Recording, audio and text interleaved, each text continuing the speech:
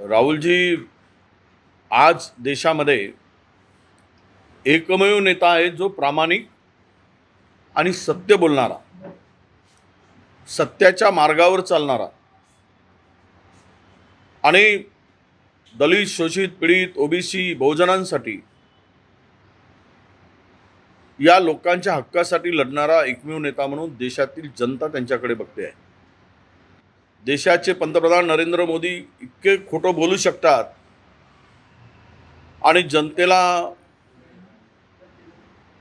मतासाठी कुठल्या स्तरावर लिहून ठेवू शकतात हे मागच्या 2-3 दिवसातल्या भाषणातून आपण पाहिलं आहे.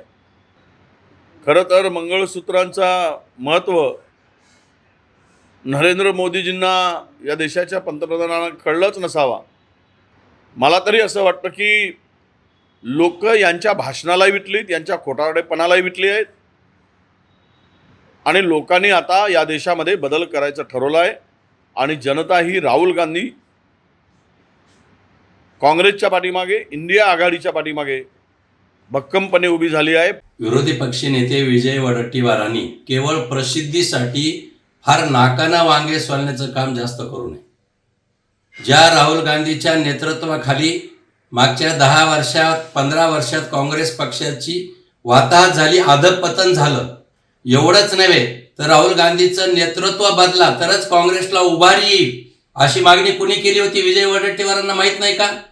त्यांच्याच सहकारी कार्यकर्त्यांनी पत्र पाठवून मागणी केली होती आणि काँग्रेसमधून बाहेर पडलेत. हेच पृथ्वीराज चव्हाण असतील, गुलाम नबी आझाद असतील.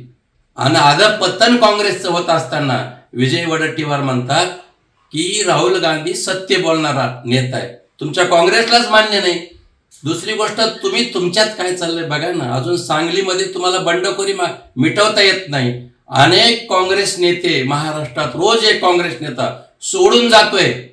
त्याचं कारण आहे की महाराष्ट्राची काँग्रेस कुंकुवत आहे, नेतृत्व चांगलं नाही. ह्या सगळ्या गोष्टीचं आव्हान तुमच्यासमोर असताना तुम्ही माननीय पंतप्रधान नरेंद्र मोदी यांच्यावर टीका करणं केवळ प्रसिद्धीसाठी चालली तुमची उठाठेव.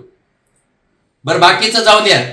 विजय वडेट्टीवारांना काँग्रेसच्या गटबाजीमुळं तुमच्या मुलीला सुद्धा उमेदवारी मिळाली नाही लोकसभेची. अगोदर तुम्ही तुमचं बघा आणि मग दुसऱ्याकडे बोट दाखवा.